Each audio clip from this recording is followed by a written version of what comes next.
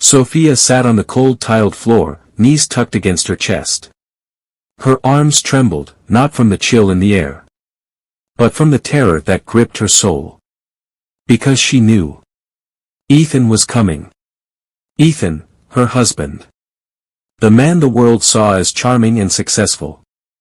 But behind closed doors, he was a monster. It wasn't always this way. When Sophia married Ethan, she thought she had found her fairy tale. He was wealthy, handsome, and knew exactly what to say to make her feel special.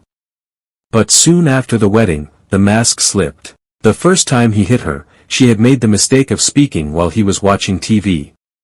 Just one slap, he told her. Just a warning. But it didn't stop there. He started controlling everything, her friends, her clothes, even what she ate. If she so much as glanced at her phone while he spoke, he'd grab it and smash it against the wall. If dinner wasn't hot enough, she'd pay for it with bruises. "You're useless, Sophia," he would sneer, yanking her by the hair. "You're lucky I even keep you around." The nights were the worst. The house, dark and silent, felt like a prison. Sophia learned to listen for his footsteps, soft and steady when he was calm, heavy and erratic when he was drunk.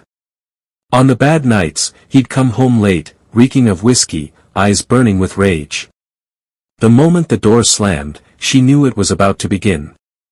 He would grab her, shake her, shove her against the wall. Sometimes, he didn't even need a reason. She'd wake up on the bathroom floor, bleeding, while he slept peacefully in their bed. The echo of Ethan's footsteps sent chills down her spine.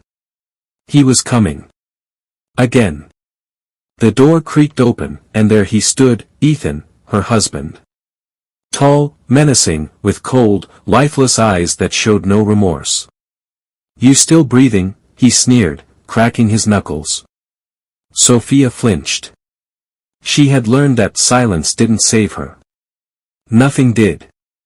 The bruises on her ribs, the cuts on her lips, they were proof of her suffering. "You embarrassed me in front of my friends today," he growled. I didn't mean to," she stammered. Slap. The force of his hand sent her crashing to the floor. The taste of blood filled her mouth.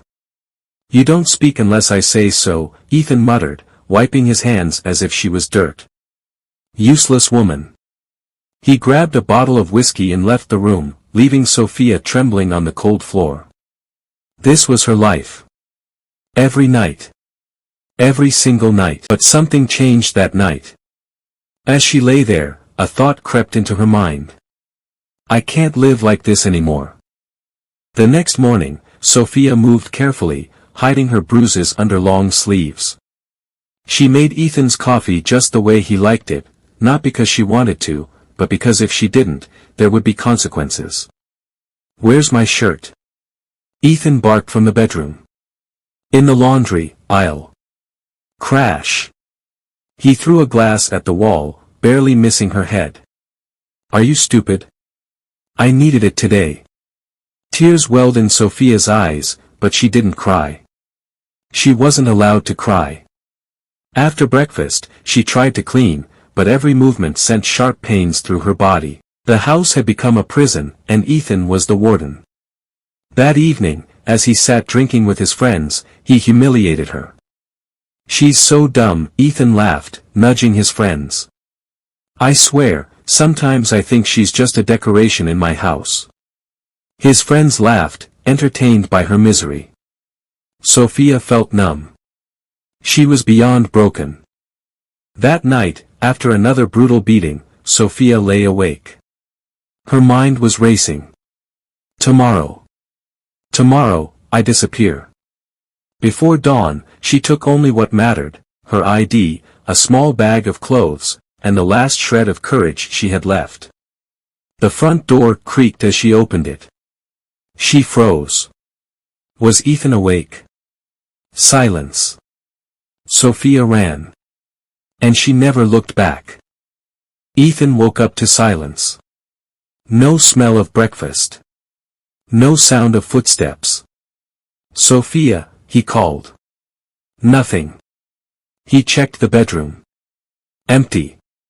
The bathroom. Empty. Panic set in. Ethan had never considered that she would leave.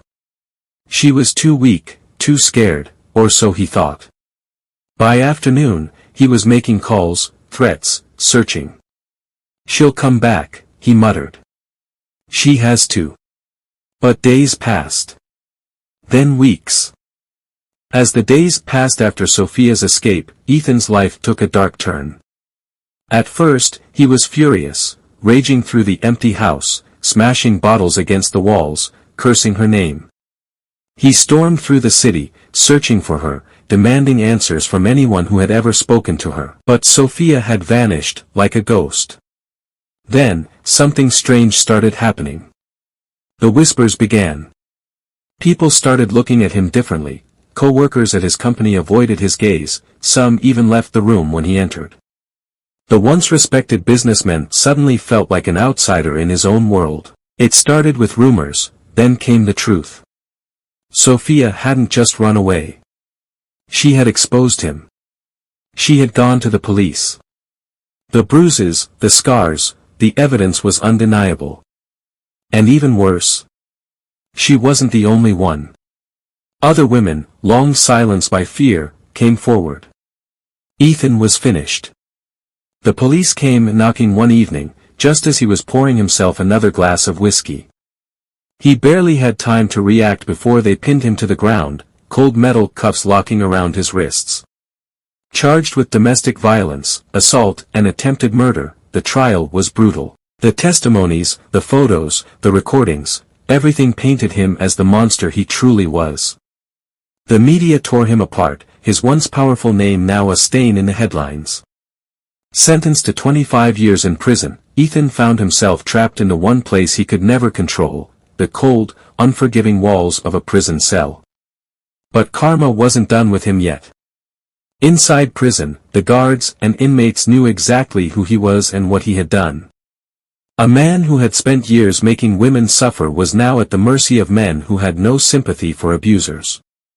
The torment began immediately. His money, his power, his arrogance, none of it mattered anymore. Ethan had once controlled Sophia's life, but now, someone else controlled his. And for the first time in his life, he knew what it felt like to be truly powerless.